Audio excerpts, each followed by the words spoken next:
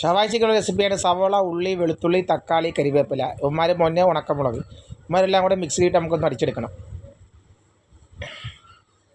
മുളക് പൊടി അടിച്ച ശേഷം മല്ലിയില, മഞ്ഞൾ പൊടി, മുളക് പൊടി, മല്ലിപ്പൊടി, ഗരം മസാല, ചിക്കൻ മസാല ഇവരെല്ലാം കൂടി ഇട്ടിട്ട് വേണം ഒന്ന് മിക്സിയിലിട്ട് അടിച്ചെടുക്കാൻ. നല്ല വെണ്ണ പോലെ അരിയണം കേട്ടോ, വെണ്ണ പോലെ അരിയണം.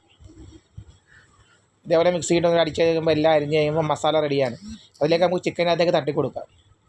ചിക്കനിലേക്ക് തട്ടി നല്ല രീതിയിൽ മിക്സ് ചെയ്തിട്ട് 1 മണിക്കൂറോളം നമുക്കത് വെക്കണം. ഉപ്പും കൂടി ഇട്ട് കൊടുക്കണം. അപ്പോൾ സെറ്റായിരിക്കും. അരപ്പൊക്കെ നമുക്ക് ചിക്കൻ്റെ അകത്ത് പിടിക്കും നല്ല രീതിയിൽ.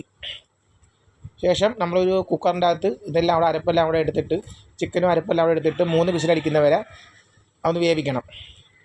വേവിച്ച് മാറ്റി കഴിയുമ്പോൾ ചട്ടിക്കകത്ത് എണ്ണ ചൂടാക്കിയിട്ട് ഈ ചിക്കൻ മാത്രം ഒന്ന് പിറക്കുക. മസാല പിടിച്ച ചിക്കൻ മാത്രം ഒന്ന് എടുത്ത് പൊരിച്ച് കോരി മാറ്റി വെക്കുക. ശേഷം ആ ചട്ടിയിൽ തന്നെ നമുക്ക് ആ അരപ്പൊഴിച്ച് ഒന്ന് കുറുകുന്നവരെ ഒന്ന് വേവിച്ചെടുക്കാം.